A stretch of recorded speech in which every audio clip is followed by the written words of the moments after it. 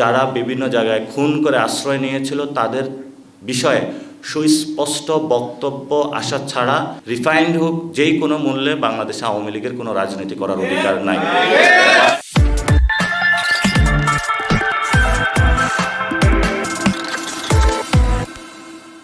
আওয়ামী লীগের নিষিদ্ধকরণ প্রশ্নে সেখানে আপনারা জানেন যে রিফাইন্ড আওয়ামী লীগ নিয়ে একটি কোশ্চেন এসেছিল। তো এইখানে বিভিন্ন জায়গায় বিভিন্ন বক্তব্য এসেছে। আপনারা বিএনপির একটি বক্তব্য দেখেছেন যে সালাউদ্দিন সাহেব বলেছিল আওয়ামী লীগ নিষিদ্ধকরণ।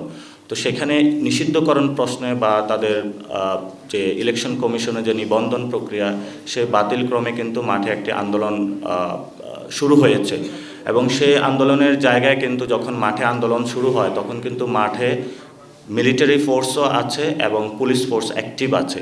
তখন সেখানে কিন্তু বিভিন্ন ফরম্যাটে বিভিন্ন জনের সাথে আলোচনা হয় এবং সেই আলোচনায় থেকে এতটুকু আলোচনার গড়িয়েছে এবং এটা কিন্তু আলোচনার সূত্রপাত হয়েছিল আওয়ামী লীগ নিষিদ্ধকরণ প্রক্রিয়া প্রশ্নে। এবং আমরা গত 6 মাস পর্যন্ত বলে আসছি যে আওয়ামী লীগের যে মানুষগুলো অথবা যারা খুনি ছিল, ডিরেক্ট খুনের সাথে ইনভলভমেন্ট ছিল, যারা বিভিন্ন জায়গায় সেনাবাহিনী বিভিন্ন ক্যান্টনমেন্টে আশ্রয় নিয়েছিল, আমরা তাদেরকে স্পষ্ট বক্তব্য বলেছিলাম দেশবাসীর সামনে যে এই বিষয়ে বক্তব্যগুলো স্পষ্ট করার জন্য। এবং আমরা সেই বিষয়ে স্পষ্ট বক্তব্য পাওয়া পর্যন্ত আমরা কাউকে এ পর্যন্ত বিশ্বাস করতে পারছি না।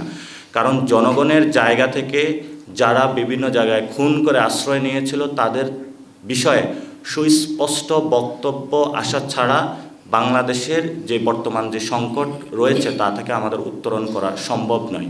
কিন্তু ঘটনাগুলো চলমান প্রবাহমান এবং সেই জায়গা থেকে আওয়ামী লীগের কোশ্চেনটা যেহেতু এখন অনেক বেশি মানুষের সামনে এসেছে এবং তারা দেশি বিদেশি অনেকগুলো আন্তর্জাতিক চক্রান্ত করে যাচ্ছে এবং অন্যান্য দেশের যে অ্যাম্বাসেডারগণ রয়েছেন তারাও যখন বিভিন্ন জায়গায় বিভিন্ন ফরম্যাটে কথাগুলো বলে যাচ্ছেন তখনই কিন্তু আমাদের সামনে এসেছে। তো সেই জায়গা থেকে আমরা স্পষ্টত করেছি এবং গত কয়েকদিন ধরে আমাদের যিনি দলীয় প্রধান নাহিদ ইসলাম এবং সেক্রেটারি জেনারেল আক্তার হোসেন স্পষ্টত করেছেন রিফাইন্ড হোক যেই কোনো মূল্যে বাংলাদেশে আওয়ামী লীগের কোনো রাজনীতি করার অধিকার নাই।